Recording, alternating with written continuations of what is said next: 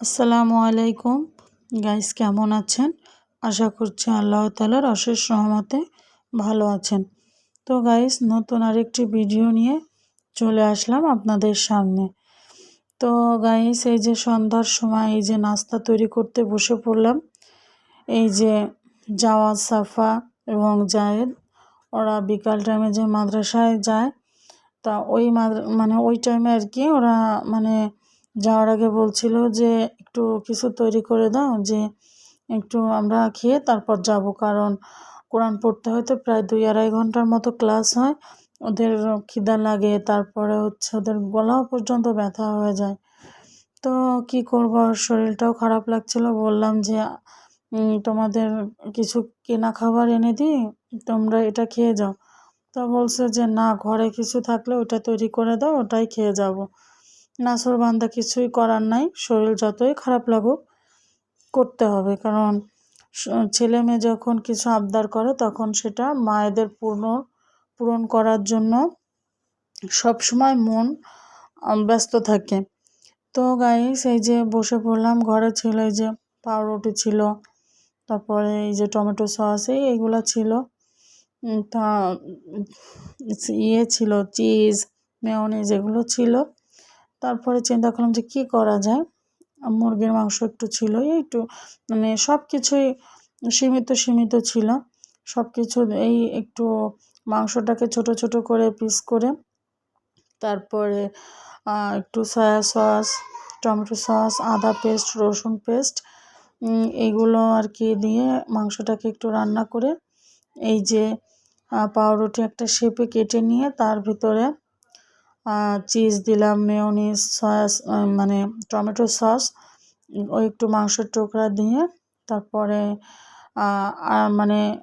একটার উপরে ওটা দিয়ে আর মাংসটা মাঝখানে দিয়ে আর এক পিস পাউরুটি দিয়ে ঢেকে চেপে আর কি ওটাকে সেট করে নিলাম। তারপরে এটাকে আর কি বাটার দিয়ে এটাকে একটু তারপরে একটু সেঁকে নিতে হবে। কিন্তু গাইস,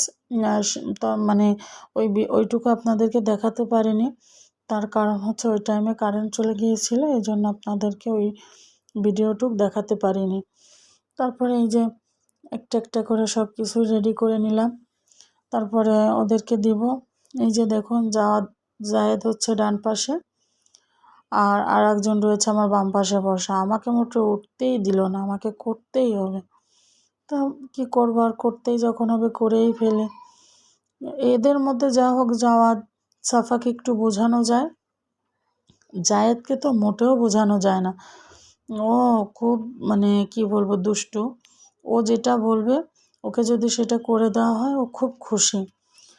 আর জোহান সোনা তখন ঘুমাচ্ছিল, তবুও ছোট হিসাবে ও অনেক বায়না কম করে, কিন্তু বায়না করে বলতে যখন ওরা কিছু খায় তখন আর কি জোহান বায়না করে, ও একা একা খেতে যাবে, এই বিষয়টা ছাড়া জোহান আর কোনো বায়না করে না। কিন্তু জায়েদ একটু বায়না করে।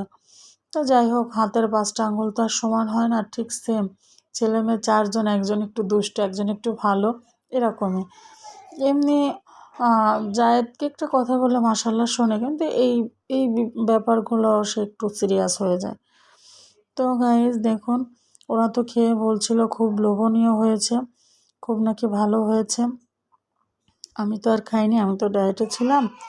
ওরা খেয়েছে, ওরা বলছে নাকি খুব মজা হয়েছে। তো আপনাদের বাসায় বাচ্চারা থাকলে যদি তৈরি করে দেন, তা ওরা অনেক খুশি হবে এবং ওদের খুব ভালোই লাগবে।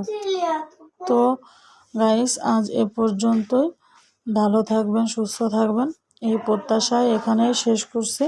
আসসালামু আলাইকুম ওয়া রাহমাতুল্লাহি ওয়া বারাকাতুহু।